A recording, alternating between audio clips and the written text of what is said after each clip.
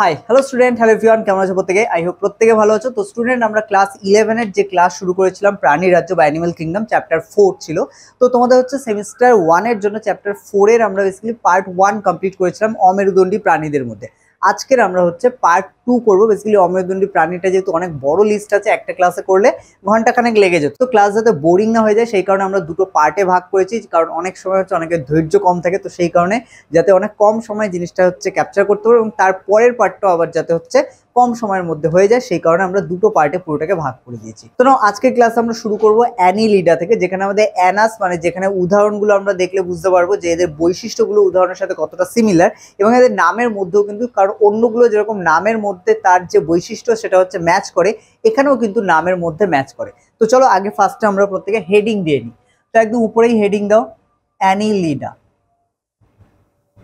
তো অ্যানিলিডার মধ্যে আমরা প্রথমেই যেগুলো দেখবো সেগুলো হচ্ছে এদের বৈশিষ্ট্য। আচ্ছা, বৈশিষ্ট্য জানার আগে যেটা বললাম যে নামের মধ্যেই কিন্তু এদের যে মানে বৈশিষ্ট্য, তার একটা বেসিক স্ট্রাকচার নামের মধ্যে থাকে, বা বেসিক একটা বলতে পারি হিন্টস থাকে।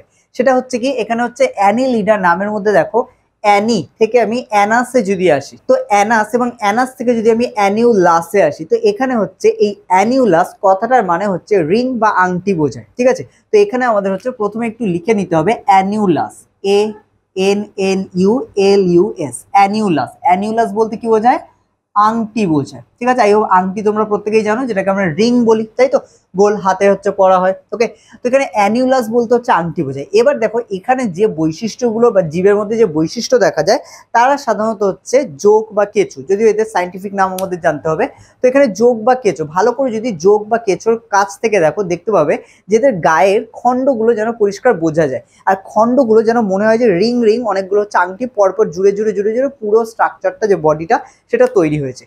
তো এই কারণে আমাদের এই অ্যানিলিডা বা হচ্ছে অ্যানিলিডার মধ্যে যে উদাহরণ আছে তাদের মধ্যে কিন্তু এই ধরনের বৈশিষ্ট্য দেখা যায় বলে এদের নামকরণের মধ্যে এই অ্যানিউলাস কথাটা আসে, এবং অ্যানিউলাস কথা অর্থ হচ্ছে আংটি বা এরকম খণ্ড বা গোল বা অরীয় আকৃতির হচ্ছে খণ্ড। ওকে, এটা আমাদের মনে রাখতে হবে। আচ্ছা, একদম প্রথমে আমরা যে বৈশিষ্ট্যটা এখানে হচ্ছে দেখবো সেটা হচ্ছে দেহ দ্বিপার্শ্বীয়ভাবে প্রতিসম। এখানে আচ্ছা লিখে নাও আগে, দেহ বা এদের দেহ লিখতে পারো তোমরা, দেহ দ্বিপার্শ্বীয়ভাবে প্রতিসম, দ্বিপার্শ্বীয় ভাবে প্রতিসম। এখানে তোমাদের প্রত্যেকটা টার্মকে জানতে হবে। প্রথম কথা, দ্বিপার্শ্ব। দ্বিপার্শ্ব মানে কি, যখনই কোনো একটা স্ট্রাকচারকে, লাইক আমি এখানে একটা যদি জোকের ছবি এঁকে নিই, ঠিক আছে, জোকের ছবি যদি আমি এঁকে নিই, এরকম করে আমি জাস্ট একটা স্ট্রাকচারকে হচ্ছে যদি এঁকে নিই, তাহলে তোমরা দেখতে পাবে একদিকে এদের হচ্ছে চোষক থাকে এবং একদিকে এদের হচ্ছে লেজ মতো অংশ থাকে। ঠিক আছে, তো এখানে চোষকটাকে জাস্ট আমি বোঝানোর জন্য এঁকেছি। তো এখানে খেয়াল করো, আমরা চাইলে এটাকে সমান দুটো ভাগে হচ্ছে ভাগ করে দিতে পারবো। তো যখনই কোনো হচ্ছে বডিকে আমরা সমান দুটো ভাগে ভাগ করে দিতে পারি, তখন তাকে আমরা বলি দ্বিপার্শ্বীয়ভাবে প্রতিসম। ঠিক আছে, আচ্ছা, প্রতিসম মানে কি, সমান দুটো ভাগে, দ্বিপার্শ্বীয় মানে কি, সমান দুটো ভাগে। ঠিক আছে, আর সমান দুটো ভাগে ভাগ করে দেওয়াকে প্রতিসম মানে সিমেট্রিক্যালি হচ্ছে ভাগ করে দেওয়াকে বলা হয় দ্বিপার্শ্বীয়ভাবে প্রতিসম। ঠিক আছে, আচ্ছা, এরপরে এখানে ইম্পর্টেন্ট যেগুলো সেগুলোই আমরা ফার্স্টে হচ্ছে নোট ডাউন করবো। যেরকম রেচন অঙ্গ, দেখো এদের রেচন অঙ্গ হলো নেফ্রিডিয়া, বা এদের দেহে রেচন অঙ্গ হলো নেফ্রিডিয়া। রেচন অঙ্গ হলো নেফ্রিডিয়া, নেফ্রিডিয়া। ঠিক আছে, এদের দেহে যে রেচন অঙ্গ দেখা যায় এটাকে বলা হয় নেফ্রিডিয়া। এরপরে দেখো এদের সংবহন তন্ত্র, সংবহন তন্ত্র বদ্ধ প্রকৃতির, বদ্ধ প্রকৃতির। আচ্ছা, সংবহন তন্ত্র মানে তোমাদের একটু মনে রাখতে হবে, সংবহন তন্ত্র মিন্স যে তন্ত্রের মাধ্যমে আমাদের দেহে রক্ত, লসিকা এগুলো হচ্ছে পরিবাহিত হয়। মেইনলি রক্ত আমরা বলতে পারি যে পরিবাহিত হয় যে তন্ত্রের মাধ্যমে। যখন আমাদের দেহে দেখো হৃৎপিণ্ড, তার সাথে অনেক শিরা, ধমনী এগুলো থাকে, এগুলো আমাদের দেহে রক্তকে কি করে, সার্কুলেট করে, পুরো বডির যেখানে যেখানে দরকার আছে সব জায়গাতেই ব্লাড নিয়ে চলে যায়, তাই তো। তো এখানেও হচ্ছে এদের দেহ হচ্ছে রক্ত সংবহন তন্ত্র বা সংবহন তন্ত্র কেমন হয়, বদ্ধ প্রকৃতির। আচ্ছা, বদ্ধ বলতে কি বোঝায় একটু বোঝো। বদ্ধ বলতে যখন এই পুরো যে রক্তটা সেটা পার্টিকুলার কিছু হচ্ছে নালীর দ্বারাই বাহিত হবে, তখন সেটাকে আমরা বলবো বদ্ধ সংবহন তন্ত্র।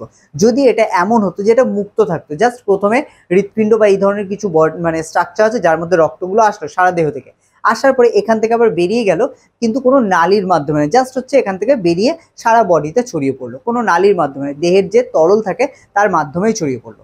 এবার তোমাদের অনেকের এটা অবাক লাগতে পারে, বাট এটা কিন্তু দেখা যায় কিছু বিশেষ প্রাণীর ক্ষেত্রে যাদের মুক্ত সংবহনতন্ত্র দেখা যায়। মেইনলি এটা পতঙ্গদের ক্ষেত্রে দেখা যায়, এটা আমরা এর পরে যখন সন্ধিপদী পড়বো তখন এগুলো পাবো। ওকে, তো এখানে হচ্ছে লিখে দাও দেহ হচ্ছে সংবহনতন্ত্র বদ্ধ প্রকৃতির। 4 নম্বর পয়েন্ট লেখো গমন অঙ্গ, গমন অঙ্গ সিটা। এখানে অনেক ধরনের গমন অঙ্গ দেখা যায়, কারণ যেহেতু অনেক রকমের প্রাণী থাকে তাই এক একজনের এক এক রকম। সিটা, প্যারাপোডিয়া, প্যারাপোডিয়া, চোষক, চোষক যেরকম তোমরা জোকের ক্ষেত্রে দেখবে একদম মুখে একটা চোষক থাকে, যেটা বেসিক্যালি কোনো জায়গায় আটকে নিয়ে তারপরে পিছনের বডিটাকে ঠেলে নিয়ে যায়, ঠিক আছে এরকম। তো এগুলো তো হচ্ছে সিটা, প্যারাপোডিয়া, চোষক ইত্যাদি। তাহলে এগুলো এদের হচ্ছে গমন অঙ্গ। আচ্ছা, এরপরে আমাদের 5 নম্বর পয়েন্ট লেখো। হ্যাঁ, গমন অঙ্গ হলো, রেচন অঙ্গ হলো, দ্বিপার্শ্বীয় প্রতিসম এটাও হলো, ঠিক আছে। দেহ ত্রিস্তরী আমাদের লেখার দরকার নেই এখানে। আচ্ছা, এরপরে আমরা লিখতে পারি আচ্ছা লার্ভা। তো লেখো এদের জীবনচক্রে, জীবনচক্রে ট্রোকোফোর লার্ভা দেখা যায়। এটা আমরা আবার পাবো, ট্রোকোফোর লার্ভা, লার্ভা দেখা যায়। তাহলে এদের জীবনচক্রে ট্রোকোফোর লার্ভা দেখা যায়, এটা খেয়াল রাখতে হবে। তারপর 6 নম্বর পয়েন্ট লেখো, লাস্ট পয়েন্ট। এটা মোটামুটি আমাদের 4টা থেকে 5টা পয়েন্ট পরীক্ষার জন্য ইম্পর্টেন্ট। তো এখানে লাস্ট পয়েন্ট লেখো আমাদের 6 নম্বর, ট্রোকোফোর লার্ভা দেখা যায়। তারপরে লেখো এদের মধ্যে, এদের মধ্যে একলিঙ্গ, একলিঙ্গ ও উভলিঙ্গ, একলিঙ্গ ও উভলিঙ্গ প্রাণী,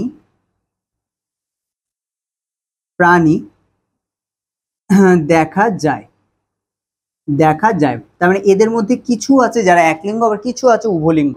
তো সেই কারণে এদের মধ্যে একলিঙ্গ এবং উভলিঙ্গ উভয় প্রকৃতির প্রাণী দেখা যায়। আর তোমাদের আমি উভলিঙ্গ সম্বন্ধে বলে দিয়েছি অলরেডি, যে উভলিঙ্গ প্রাণী যারা তাদের মধ্যে হচ্ছে কি দুটো লিঙ্গই প্রেজেন্ট থাকে এবং এরকম প্রাণী সম্ভব। তো সেক্ষেত্রে এদের এখানে যে যৌন জনন হয় সেটা কিন্তু অনেকটা মানে তোমার সেলফ ফার্টিলাইজেশন যেমন, ঠিক সেরকম ধরনেরই হচ্ছে জনন দেখা যায়। ওকে, নাও নেক্সট চলে আসে আমরা উদাহরণে। তো এখানে অ্যানিলিডার উদাহরণ হচ্ছে আমাদের মনে রাখতে হবে জোক, কেঁচো এগুলো। তো উদাহরণ দিয়ে হচ্ছে আমরা এদের সাইন্টিফিক নেমগুলো জানতে হবে। তো একদম প্রথমে জোকের সাইন্টিফিক নেম লেখো, হিরুডিনারিয়া, হিরুডিনারিয়া গ্র্যানুলোসা, GRANULOSA, হিরুডিনারিয়া গ্র্যানুলোসা। নেক্সট লেখো আমাদের কেঁচোর সাইন্টিফিক নেম, ফেরেটিনমা, PHERE, ফেরেটিমা, ফেরেটিমা পস্থুমা, POSTHUMA, ফেরেটিমা পস্থুমা। ওকে, এই দুটো হচ্ছে আমাদের এদের সাইন্টিফিক নেম। ফার্স্ট হচ্ছে হিরুডিনারিয়া গ্র্যানুলোসা, যেটা আমাদের জোকের নাম হিরুডিনারিয়া বলা হয়। আর লাস্ট আসছে আমাদের যেটা কেঁচো বলেছিলাম, কেঁচোর সাইন্টিফিক নাম হচ্ছে ফেরেটিমা পস্থুমা, এবং প্রত্যেকটাকে আন্ডারলাইন করতে হবে এবং মনে রাখতে হবে। তো এগুলো আমাদের ইম্পর্টেন্ট পয়েন্ট। এছাড়া আমরা আরেকটা পয়েন্ট এখানে চাইলে তোমরা নোট ডাউন করতে পারো অথবা জেনে রাখতে পারো, যে কেঁচো বা জোকের দেহের ওপর কিন্তু একটা হচ্ছে আস্তরণ থাকে, তেলতেলে একটা আস্তরণ থাকে। সারাক্ষণ দেখবে এদের দেহের যে উপরের ত্বক সেটা ভিজে ভিজে থাকে, বলতে পারো শ্বসন প্রক্রিয়া, যেটা এদের শ্বসন প্রক্রিয়া কিন্তু এরা দেহ ত্বকের মাধ্যমে করে থাকে। তো এক্ষেত্রে হচ্ছে দেহত্বক হচ্ছে মানে শ্বসন প্রক্রিয়া বা শ্বসন কার্য হচ্ছে দেহত্বক দ্বারা ঘটে।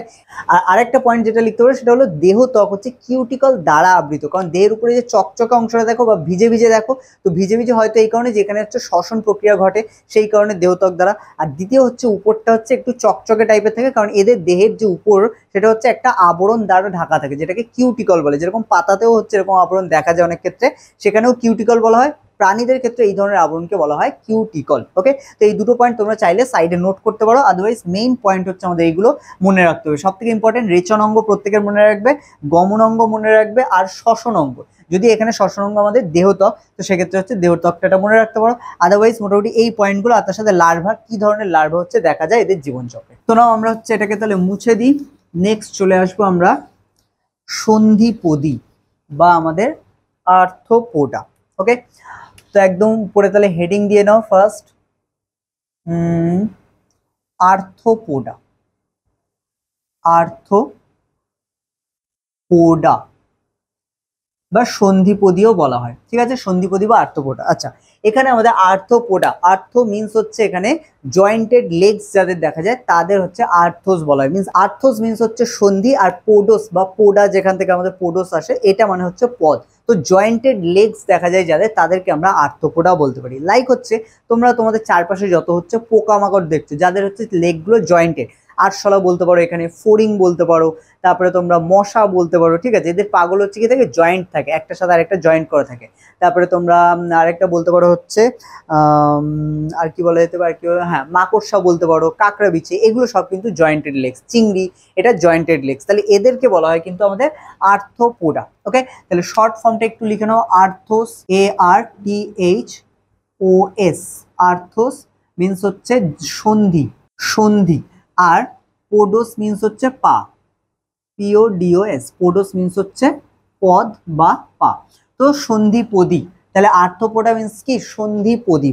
ওকে, তো এই কারণে এদেরকে, এদের নামে আছে আর্থ্রোপোডা। আচ্ছা, এছাড়া তোমরা বাংলা নামটাও লিখে রাখতে পারো সন্ধিপদী, সন্ধিপদী আর্থ্রোপোডা সেম জিনিস। ওকে, নাও এবার হচ্ছে আমরা প্রথম 1-2 করে বৈশিষ্ট্যগুলো লিখবো। তো একদম প্রথম বৈশিষ্ট্য লেখো, এদের পাগুলি, এদের পাগুলি খণ্ড খণ্ড দ্বারা যুক্ত থাকে, খণ্ড খণ্ড অংশ দ্বারা যুক্ত থাকে, খণ্ড খণ্ড অংশ দ্বারা যুক্ত থাকে। 2 নম্বর পয়েন্ট লেখো, দেহ কাইটিন, দেহ কাইটিন আবরণ দ্বারা, কাইটিন আবরণ দ্বারা ঢাকা থাকে, দেহ কাইটিন আবরণ দ্বারা ঢাকা থাকে। তাহলে এদের পাগুলি খণ্ড খণ্ড অংশ দ্বারা যুক্ত থাকে, এদের হচ্ছে দেহ কাইটিন আবরণ দ্বারা ঢাকা থাকে। কাইটিন আবরণ বুঝতে পারছো, মানে তুমি হচ্ছে আরশোলা, ফড়িং এগুলো দেখবে যে বাইরের দেহটা কিন্তু একটা শক্ত একটা খোলক মতো দ্বারা থাকে, তাই না, কিন্তু ওরকম মানে তোমার যদি শামুক বা এদের মতো দেখো, এদের মতো অত শক্ত নয়, বাট তবুও বাইরের আবরণটা একটু শক্ত শক্ত হার্ড টাইপের মনে হয়, তাই না। তো এটা হচ্ছে কাইটিন আবরণ দ্বারা হচ্ছে ঢাকা থাকে। আচ্ছা, এবার এখানে আমাদের রেচন অঙ্গ জানতে হবে, 3 নম্বর পয়েন্ট লেখো। তারপরে লেখো এদের বা দেহের লেখো, কারণ প্রত্যেকটা আলাদা হচ্ছে, মানে এদের মধ্যে যারা আছে তাদের প্রত্যেকের কিছু কিছু আলাদা আলাদা রেচন অঙ্গ আছে, আলাদা আলাদা নাম আছে। তো লেখো এদের দেহের রেচন অঙ্গগুলি হলো, রেচন অঙ্গগুলি হলো ম্যালপিজিয়ান নালিকা, ম্যালপিজিয়ান নালিকা, কমা দিয়ে লেখো সবুজ গ্রন্থি, এটাকে শুঙ্গ গ্রন্থিও বলা হয়, চিংড়ির ক্ষেত্রে দেখা যায় সবুজ গ্রন্থি। তারপরে কমা দিয়ে লেখো কক্সাল গ্রন্থি, কক্সাল গ্রন্থি।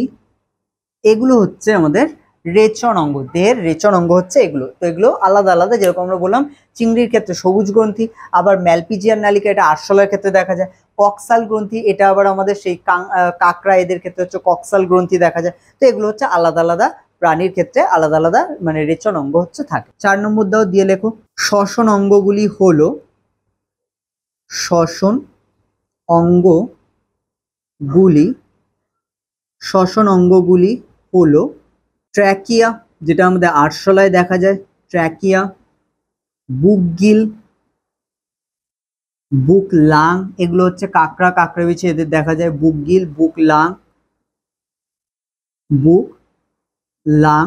আচ্ছা, বুক লাং। এছাড়া আমরা বলবো দেহত্বক, ঠিক আছে, কারোর কারোর ক্ষেত্রে দেহত্বক দ্বারাও কিন্তু এদের শ্বসন ঘটে। তাহলে এদের শ্বসন অঙ্গগুলি কি কি, ট্র্যাকিয়া, বুকগিল, তার সাথে বুকলাং এবং হচ্ছে দেহত্বক। তো এই হচ্ছে এদের শ্বসন অঙ্গ, যেগুলোর দ্বারা এরা শ্বাসকার্য চালায়। তারপরে 5 নম্বর পয়েন্ট হচ্ছে আমরা লিখবো, দেখো দেহে হিমোসিল নামক গহ্বর উপস্থিত, হিমোসিল নামক গহ্বর থাকে, উপস্থিত বা থাকে লিখতে পারো, ঠিক আছে। এই গহ্বরে থাকা তরলকে, এই গহ্বরে থাকা তরলকে, এই গহ্বরে থাকা তরলকে হিমোলিম্ফ বলে, এই গহ্বরে থাকা তরলকে হিমোলিম্ফ বলে। ঠিক আছে, তাহলে দেহে হিমোসিল নামক গহ্বর থেকে, যে গহ্বর থেকে তাকে হিমোসিল বলা হয়, এবং এই গহ্বরে থাকা তরলকে হিমোলিম্ফ বলে। তারপরে 6 নম্বর পয়েন্ট লেখো, এই শ্রেণীর সকল প্রাণী সাধারণত এক লিঙ্গ। এই শ্রেণীর সকল প্রাণী সাধারণত এক লিঙ্গ। এই শ্রেণীর সকল প্রাণী সাধারণত কেমন হয়? এক লিঙ্গ প্রকৃতির হয়। আচ্ছা, তারপরে আরেকটা পয়েন্ট লিখে রাখো 7 নম্বর, এদের দেহে, যেটা আমি আগের বারও বললাম, এদের দেহে সংবহন তন্ত্র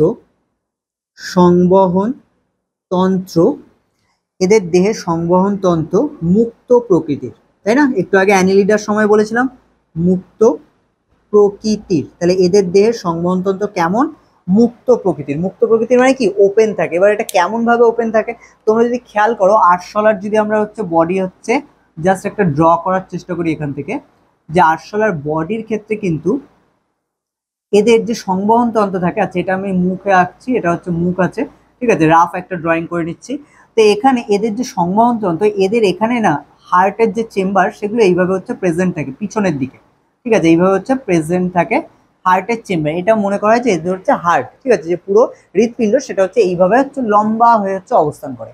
এবার এদের এখানে যে রক্তটা, সারা শরীরে যে রক্তগুলো যাচ্ছে, সেগুলো কিছু নালীর মাধ্যমে এর মধ্যে প্রবেশ করছে, এসে প্রবেশ করছে।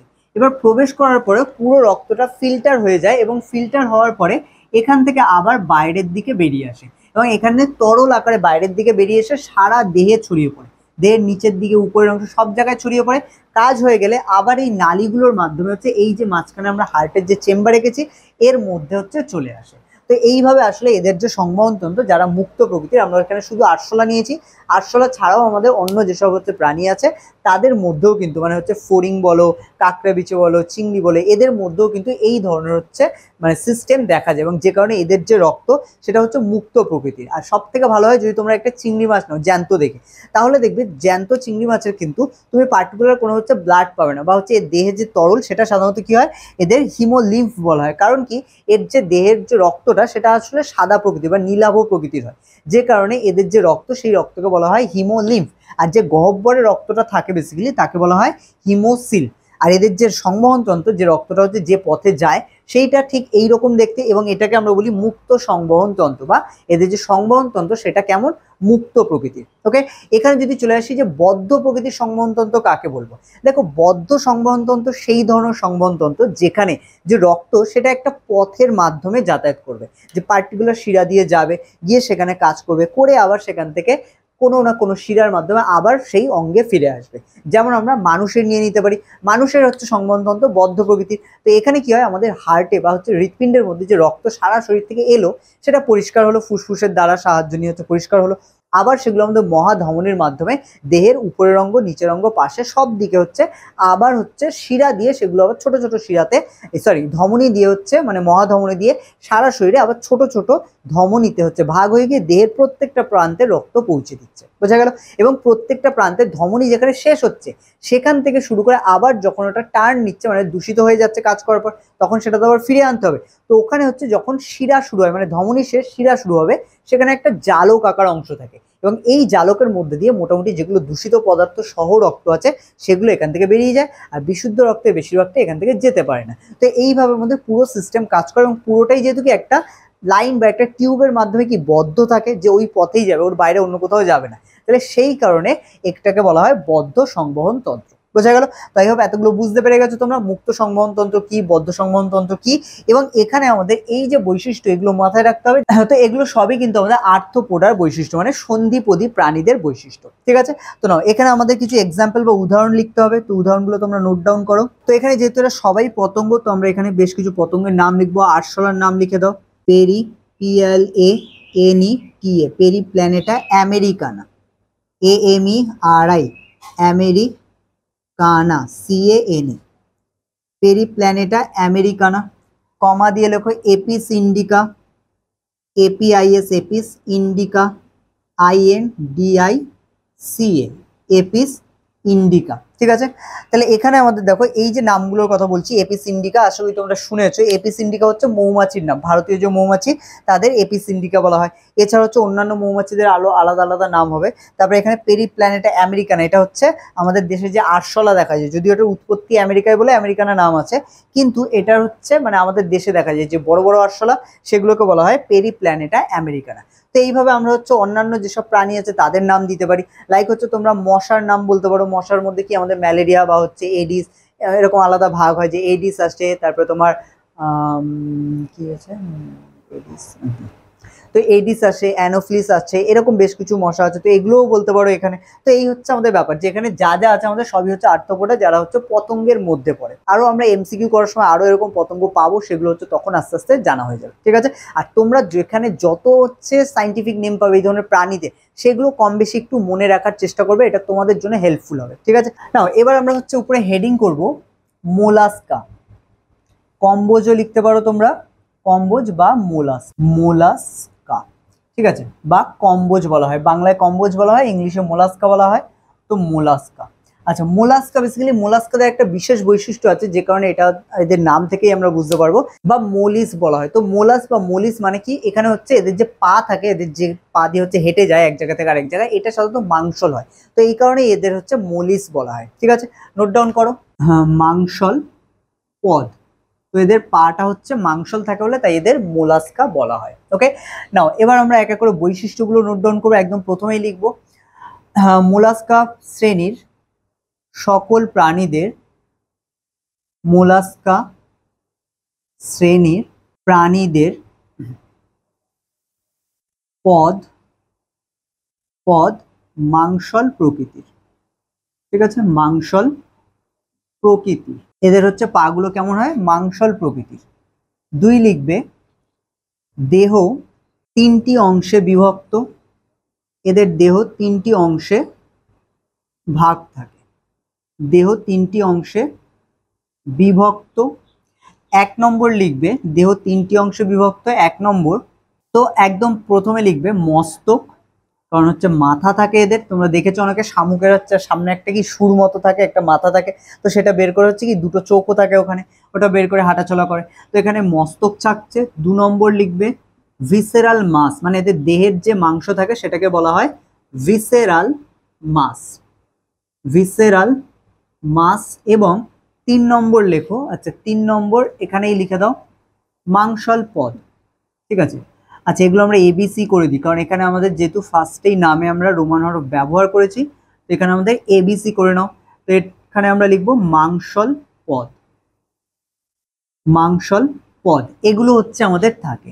তারপরে চলে আসো তিন নম্বর বৈশিষ্ট্য, তারপরে লেখো এদের শ্বসন অঙ্গ, এদের শ্বসন অঙ্গ হলো ফুসফুসীয় থলি, ফুসফুসীয় থলি বা পালমোনারি স্যাক, বা পালমোনারি স্যাক, ফুসফুসীয় থলি বা পালমোনারি স্যাক, এবং ম্যান্টল পর্দা, এবং ম্যান্টল পর্দা। হ্যাঁ, তো এটা হচ্ছে এদের শ্বসন অঙ্গ। চার নম্বর পয়েন্টে লেখো শ্বসন অঙ্গ আমাদের ফুসফুসীয় থলি বা পালমোনারি স্যাক, এটা বলতে পারি, কারণ যেটা ফুসফুসীয় থলি সেটাই হচ্ছে পালমোনারি স্যাক বলা হয়। দেন আসছে আমাদের ম্যান্টল পর্দা। ম্যান্টল পর্দা মিনস কি, এদের যে বডি উপরে যদি খোলকটাকে সরিয়ে দেওয়া হয়, উপরে একটা পর্দা দ্বারা এদের ভিতরের যে ভিসেরাল মাস সেই অংশটা ঢাকা থাকে, তো সেটা দ্বারাও কিন্তু এরা শ্বসন প্রক্রিয়া সম্পন্ন করে, ঠিক আছে। আচ্ছা তারপরে এদের উপরে যেহেতু আমরা বারবার বলছি একটা খোলক থাকে, তাহলে সেটা লেখো যে এদের দেহ একটি খোলক দ্বারা আবৃত থাকে, যেটি ক্যালসিয়াম কার্বনেট দ্বারা গঠিত। দেখো এদের দেহ শক্ত খোলক দ্বারা, শক্ত খোলক দ্বারা ঢাকা থাকে, ঢাকা থাকে, যা ক্যালসিয়াম কার্বনেট নির্মিত, যা ক্যালসিয়াম কার্বনেট নির্মিত, ঠিক আছে, যেটা হচ্ছে ক্যালসিয়াম কার্বনেট নির্মিত। পাঁচ নম্বর পয়েন্ট লেখো এদের রেচন অঙ্গ হলো, এদের রেচন অঙ্গ হলো বৃক্ক বা বোজনাসের বোজনাসের অঙ্গ। বোজনাসের অঙ্গ এটা কিন্তু ভাইটাল, অনেক সময় এটা দিয়ে কোশ্চেন দেয় যে হচ্ছে বোজনাসের অঙ্গ কাদের রেচন অঙ্গ, ঠিক আছে, বা হচ্ছে কোথায় দেখা যায়, কোন প্রাণীদের রেচন অঙ্গ বোজনাসের অঙ্গ। তো এখানে মনে রাখতে হবে মোলাস্কাদের মধ্যে কিন্তু বোজনাসের অঙ্গ যে রেচন অর্গান সেটা কিন্তু দেখা যায়, ঠিক আছে। তাহলে এখানে আমাদের মনে রাখতে হবে বোজনাসের অঙ্গ হচ্ছে মোলাস্কাদের রেচন অঙ্গ। লাস্ট পয়েন্ট লেখো হচ্ছে 6 নম্বর, লেখো এদের জীবনচক্রে ট্রোকোফোর লার্ভা দেখা যায়। এদের জীবনচক্রে ট্রোকোফোর লার্ভা দেখা যায়। তাহলে এদের জীবনচক্রে কি লার্ভা দেখা যায়? ট্রোকোফোর লার্ভা দেখা যায়। ওকে, এরপরে আমাদের উদাহরণগুলো লিখতে হবে যে কোন কোন প্রাণী, বেসিক্যালি আমরা কি বললাম যে সব হচ্ছে মানে মোলাস্কার মধ্যে কি আমাদের বিভিন্ন ধরনের শামুক পড়ে, তাই তো, শামুক, ঝিনুক এগুলো পড়ে, তো এগুলোই আমরা হচ্ছে লিখবো। তো লেখো পাইলা গ্লোবোসা। পাইলা গ্লোবোসা এটা কি আমাদের গোল যে শামুকগুলো তাদেরকে বলা হয় পাইলা গ্লোবোসা, কারণ গোল হয়, চ্যাপ্টা হয়, ছোট হয়, লম্বা হয়, অনেক ধরনের শামুক আছে। তারপরে লেখো ইউনিও, UNIO, ইউনিও মার্জিনালিস। তো ইউনিও মার্জিনালিস এটা হচ্ছে আমাদের সেই লম্বা যে শামুকটা হয়, দেখবে পিছনে একটা লম্বা তোমার শাখের মতো একটা লেজটা মানে পিছন দিকটা সরু হয়ে আসে, ঠিক আছে, তার একটা ছবি আঁকলে বুঝতে পারবে। মেইনলি সামনে এরকম হচ্ছে দুটো শিং মতো থাকে, এরকম বেরিয়ে থাকে, আর এখান থেকে বডির উপরে এরকম হচ্ছে একটা খোলক মতো থাকে, যার পিছনটা একটু এরকম শঙ্খের মতো থাকে, আর এটা এরকম থাকে, আর এখান থেকে আমাদের মাংসল পদ হচ্ছে এরকম বেরিয়ে থাকে, ঠিক আছে। আশা করি তোমরা গেস করতে পারছো, ঠিক আছে। এর উপরে দেখবে এটার মধ্যে এরকম অনেকগুলো তোমার খাঁজ মতো থাকে, ঠিক আছে, শামুকটা এইভাবে হচ্ছে হেঁটে বেড়ায়। তো এটা হচ্ছে আমাদের পাইলা গ্লোবোসা না, এটা হচ্ছে আমাদের ইউনিও মার্জিনালিস। ওকে, আর পাইলা গ্লোবোসা তোমরা জলে দেখেছো, অনেক সময় হচ্ছে জলে একদম গোল গোল টাইপের হচ্ছে বলের মতো একটা শামুক পাওয়া যায়, ওটাকে বলা হয় পাইলা গ্লোবোসা। তো এবার আমরা হচ্ছে লিখে নেবো একাইনোডার্মাটা। একাইনোডার্মাটা। তো দেখো একাইনোডার্মাটা বেসিক্যালি কি, দেখো এদের নামের মধ্যে এখানেও আছে একাইনোডার্মাটা। ডার্মিনস মিন্স হচ্ছে স্কিন বা ত্বক, আর একাইনো মিন্স হচ্ছে কাটা, ECHINOS। একাইনোস মিন্স হচ্ছে কাটা, আর এখানে ডার্মিস, ঠিক আছে, DRMIS, ডার্মিস মিন্স হচ্ছে ত্বক। ওকে, তো হচ্ছে একাইনোস মিন্স হচ্ছে কাটা, আর ডার্মিস মিন্স হচ্ছে ত্বক। তো এখান থেকে আসছে আমাদের একাইনোডার্মাটা। তো একাইনোডার্মাটার একদম প্রথম বৈশিষ্ট্য যেটা, এদের দেহের উপরিত্বক বা এদের দেহের উপরিত্বক বলতে পারি আমরা, দেহের উপরিত্বক হচ্ছে কাঁটাযুক্ত, বা একাইনোডার্মাটা শ্রেণীর প্রাণীদের দেহের উপরিত্বক কাঁটাযুক্ত। তাহলে এদের দেহের উপরিত্বক কেমন হয়? কাঁটাযুক্ত হয়। 2 নম্বর পয়েন্ট হচ্ছে লিখবো আমরা একাইনোডার্মাটার পরে হচ্ছে। তো এবার আমরা 2 নম্বর পয়েন্ট লিখবো, এরা সকলেই সামুদ্রিক প্রাণী। এটা একটা ভাইটাল বৈশিষ্ট্য যে এদের মধ্যে একাইনোডার্মাটার যত প্রাণী আছে সবাই সামুদ্রিক, ঠিক আছে, এরা সকলেই সামুদ্রিক প্রাণী।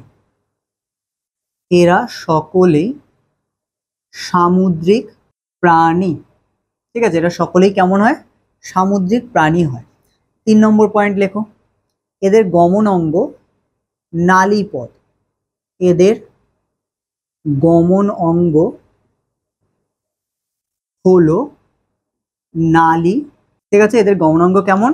গমন অঙ্গ নালীপথ, কারণ এদের তলার দিকটা কিছু সাকার টাইপের থাকে, ঠিক আছে, মানে পায়ের তলাটা, ধরুন এগুলো সাধারণত স্টারফিশ বলা হয়, তো স্টারফিশের পায়ের তলাটা আমি একটা জাস্ট লেগকে দেখাচ্ছি এরকম, তো এর তলায় এরকম কিছু সাকার টাইপের থাকে, ঠিক আছে, মানে এই মাঝখানটা ফাঁকা মতো, ঠিক আছে, আর চারপাশে একটা মাংসল আবরণ, যে কারণে যখন কোনো কিছুর উপর এটা আবরণটা মানে পড়ে তখন কি হয়, এটা হচ্ছে ওই জায়গায় একটা বায়ুর প্রেশারের ফলে এই জায়গাটা হচ্ছে ওর সাথে শক্ত করে আটকে যায়, ঠিক আছে, এরকম কিছু হচ্ছে অংশ পায়ের তলায় দেখা যায়। ওকে, তো এইগুলো মানে এই ধরনের হচ্ছে গঠন হচ্ছে দেখা যায়, তো এগুলোকে বলা হয় নালীপদ, যেহেতু এটা নলের মতো অনেকটা দেখতে থাকে তাই এটাকে নালীপদ বলা হয়। ওকে, নাও 4 নম্বর পয়েন্ট হচ্ছে নোট ডাউন করো এখানে। তারপরে লেখো এদের দেহের অন্তকঙ্কাল, এদের দেহের, দেখো এদের মেরুদণ্ডী থাকে, মানে মেরুদণ্ড কিন্তু থাকে না, যে কারণে এদের হচ্ছে নর্মালি কি হয় অন্তকঙ্কাল যেহেতু বলছে অনেকে হাড় ভাববে বা মেরুদণ্ড ভাববে, অ্যাকচুয়ালি এরা মেরুদণ্ড থাকে না, বাট এদের দেহে অস্থির কিন্তু প্রেজেন্স দেখা যায়। ঠিক আছে, তো এক্ষেত্রে হচ্ছে এদের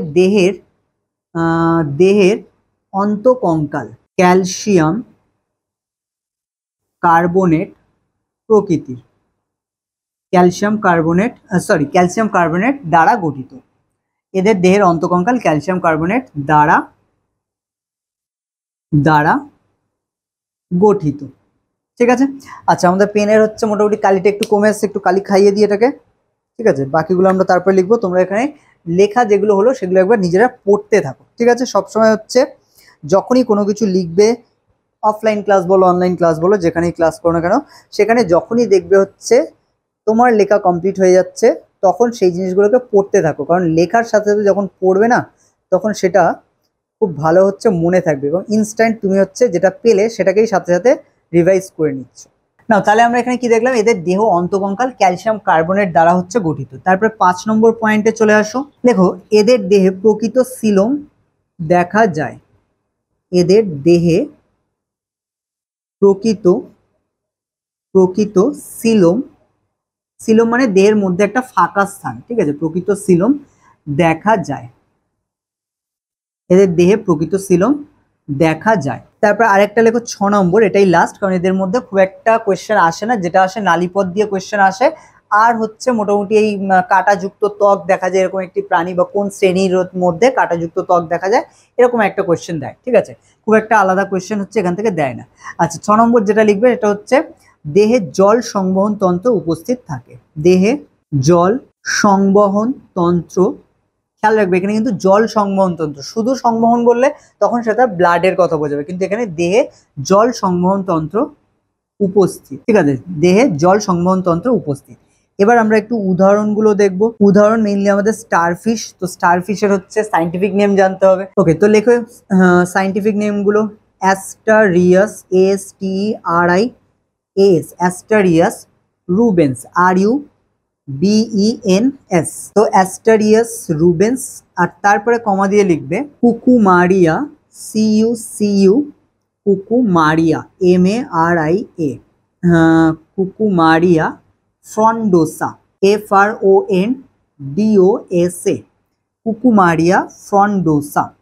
ঠিক আছে, তো এই দুটো আপাতত আমরা মনে রাখবো একাইনোডার্মাটার জন্য। তো এখানে অ্যাস্টেরিয়াস রুবেন্স এটা হচ্ছে আমাদের স্টারফিশেরই হচ্ছে সাইন্টিফিক নেম। ঠিক আছে, কুকুমারিয়া এটা হচ্ছে আমাদের সমুদ্র শসা, তোমরা নাম শুনেছো ছোটবেলা থেকে, তো সমুদ্র শসার সাইন্টিফিক নেম হচ্ছে কুকুমারিয়া ফ্রন্ডোসা। তোমাদের জন্য একটা যেটা অ্যাডভান্টেজ সেটা হচ্ছে মানে আগে এটা শেখালে খুব ভালো হতো, মানে আগে যখন হচ্ছে এক্সামে কোয়েশ্চেন হতো তখন আসলে সমুদ্র শসা তারপর তারা মাছ এইসব দিয়ে কোয়েশ্চেন করতো, কিন্তু ওইগুলো না দিয়ে যদি এই সাইন্টিফিক নামগুলোই দিত তাহলে খুবই ভালো হতো, যেটা এখন এটা চেঞ্জটা এনেছে। ঠিক আছে, কারণ আলটিমেটলি যখন তুমি নিটের জন্য প্রিপেয়ার হবে, যখন তুমি হচ্ছে মানে বায়োলজি অন্য সব স্ট্রিম নিট ছাড়া হচ্ছে জেনফার থেকে এইসব পরীক্ষা দেবে, তখন সেখানে সাইন্টিফিক নেম থেকে কোয়েশ্চেন করে, এবং সেই কারণে এখন থেকে এটা জেনে রাখাটা খুবই দরকার। ঠিক আছে, 9-10 থেকে হয়ে গেলে তো খুবই ভালো হয়, কিন্তু যাই হোক 9-10-এ নেই, আপাতত 11-12-এ দিয়েছে, এটা চেঞ্জটা খুব ভালো জিনিস। ঠিক আছে, সাইন্টিফিক নেম ধরে যা পারবে যতটা পারবে সাইন্টিফিক নাম অনুযায়ী সেগুলোকে মনে রাখার চেষ্টা করবে। ঠিক আছে, নাও তো এটা হচ্ছে পজ করে নোট ডাউন করে নাও, দেন আমরা চলে আসবো নেক্সট টপিক। এরপরে আমাদের লাস্ট টপিক আছে যেটা হচ্ছে হেমিকর্ডাটা, যেটা আমাদের সেকশন মানে আমাদের ক্লাসিফিকেশনের মধ্যে ছিল না, বাট আমরা এখানে হচ্ছে জানবো এখানে হেমিকর্ডাটা হচ্ছে ইম্পর্টেন্ট কেন। কারণ দেখো মানে নন কর্ডেট ছিল, এখান থেকে কর্ডেটে যাচ্ছে, মাঝখানে একটা স্টেপ থাকে, এখানে শুধু একটা না আরো অনেকগুলো স্টেপ আছে, যদিও আমরা শুধুমাত্র হেমিকর্ডাটা নিয়ে জানবো, কারণ হেমিকর্ডাটার মধ্যে এমন কিছু জীব পাওয়া যায় যাদের মধ্যে ফার্স্ট মেরুদণ্ডের প্রেজেন্স পাওয়া গিয়েছিল। ঠিক আছে, যদিও সেটা হচ্ছে মানে নোটোকর্ড নার্ভ কর্ড এই যে দুটো ভাগ হয় এটা থাকে না, জাস্ট হচ্ছে নোটোকর্ডের কিছু পার্ট হচ্ছে তাদের জীবনচক্রে কিছুটা দশায় হচ্ছে পাওয়া যায়। ঠিক আছে, যাই হোক আমরা হচ্ছে দেখবো, তো এটা পজ করো নোট ডাউন করো। তো না লেখো উপরে হেমিকর্ডাটা, তো এখানে আমরা নামের আর কোনো হচ্ছে ভাগ করছি না, নামেই বুঝতে হচ্ছে হেমি মিনস হচ্ছে সেমি থেকে হেমি আসে যেটা অর্ধেক বোঝায়, আর কর্ডাটা মিনস হচ্ছে মেরুদণ্ডী বা হচ্ছে কর্ডেট, এটাকে হচ্ছে বলা হয়। যাই হোক আমরা এখানে সরাসরি চলে আসি বৈশিষ্ট্য। দেখো হেমিকর্ডাটাদের দেহ, হেমিকর্ডাটাদের দেহ তিনটি অংশে বিভক্ত। দেহ তিনটি অংশে বিভক্ত। দেহ তিনটি অংশে বিভক্ত। লেখো প্রোবোসিস। প্রোবোসিস 2 লিখবে, মানে তারপরে লিখে দেবে কলার, আর লাস্ট আসছে দেহ কাণ্ড। তো এই তিনটি ভাগে হচ্ছে এটা বিভক্ত। দেহ কাণ্ড। দেহে ফুলকা ছিদ্র বর্তমান। দেহে ফুলকা ছিদ্র বর্তমান। তো এখান থেকেই বলতে পারি ফুলকা ছিদ্র এটা হচ্ছে আমাদের মানে কর্ডেটদের একটা বিশেষ বৈশিষ্ট্য। সাধারণত এটা মাছের মধ্যে দেখা যায়, পিসেস যারা আছে তাদের মধ্যেই ফুলকা ছিদ্র, হাঙর বা এই ধরনের জলজ মাছের ক্ষেত্রে দেখা যায়। তো এটা হচ্ছে এদের মধ্যে প্রেজেন্ট থাকে। তারপর হচ্ছে 3 নম্বর পয়েন্ট লিখবে পায়ু ছিদ্র। দেহের শেষ প্রান্তে পায়ু ছিদ্র, পায়ু ছিদ্র বর্তমান। আর লাস্ট একটা জানবো সেটা হচ্ছে আমাদের লার্ভা, যেটা বললাম। তো লেখো এদের টার্নারিয়া, টার্নারিয়া নামক লার্ভা দশা দেখা যায়। দশা দেখা যায়। ঠিক আছে, তাহলে এদের জীবনচক্রের টার্নারিয়া নামক লার্ভা দেখা যায়, এটা মনে রাখতে হবে। এটা হচ্ছে আমাদের হেমিকর্ডেটের একটা বৈশিষ্ট্য, যেটা টার্নারিয়া লার্ভা। তো নাও লাস্ট আমরা এবারে উদাহরণগুলো দেখব। উদাহরণ লেখো ব্যালানোগ্লসাস জাইগাস। ব্যালানোগ্লসাস জাইগাস। RHABDO র‍্যাবডো pleura, PLEURA র‍্যাবডোপ্লিউরা নরম্যানি, NORMANI র‍্যাবডোপ্লিউরা নরম্যানি। ঠিক আছে, তো এগুলো হচ্ছে আমাদের হেমিকর্ডেটার মধ্যে পড়ে। মেইনলি তোমরা মানে ব্যালানোগ্লসাসটা মনে রাখলেই হবে, ব্যালানোগ্লসাস। আর যখন হচ্ছে তোমরা সাইন্টিফিক নেমের মধ্যে স্পিসিসটা দিতে পারবে না, শুধু জেনাসটা দেবে, তখন তোমরা স্পিসিসের জায়গায় জাস্ট SP লিখে দেবে। ঠিক আছে, ইনকেস যদি মনে না থাকে, ধরো এটা মনে আছে কিন্তু এটা মনে নেই, তখন কি করবে, তখন এই নামটা লিখছো, লিখে এর পাশে SP দিয়ে এরকম ডট করে দেবে, কারণ এটা দিলেও কিন্তু টিক দিয়ে দেবে বা রাইট দিয়ে দেবে। তো সেই কারণে যখন এটা মনে আসবে না, এইটুখানি বুদ্ধি হচ্ছে কাজে লাগাতে হবে। বোঝা গেল? তো না, এইগুলো আমাদের মনে রাখতে হবে হেমিকর্ডেটা পর্যন্ত। আই হোপ প্রত্যেকটা বৈশিষ্ট্য বুঝে গেছো তোমরা, এবং প্রত্যেকটা বৈশিষ্ট্য আছে এটা পজ করে আগে নোট ডাউন করে নাও অবশ্যই। আর প্রত্যেকটা বৈশিষ্ট্য যদি বুঝে গিয়ে থাকো তাহলে অবশ্যই মুখস্থ করতে হবে, কারণ এরপরে হচ্ছে আমাদের কর্ডেট আসবে, এবং কর্ডেটের পরে আমরা MCQতে চলে আসবো। ঠিক আছে, তো সেখানে কর্ডেট পর্যন্ত তোমাদের যা যা হলো সেগুলো অবশ্যই ভালো করে মুখস্থ করতে হবে, এবং মুখস্থ করে তোমাদের চেষ্টা করতে হবে তোমাদের যে টেক্সট বুক আছে তার পিছনের যে কোয়েশ্চেনগুলো আছে MCQ বিশেষ করে, সেগুলো তোমরা অ্যান্সার করতে পারছো কিনা। ঠিক আছে, তো এইভাবে হচ্ছে চেষ্টা করো। কোনো রকম প্রবলেম হলে অবশ্যই কমেন্ট করে আমাদের জানাবে, আমরা চেষ্টা করবো সেগুলো তোমাদের সলভ করে দেওয়ার। ওকে।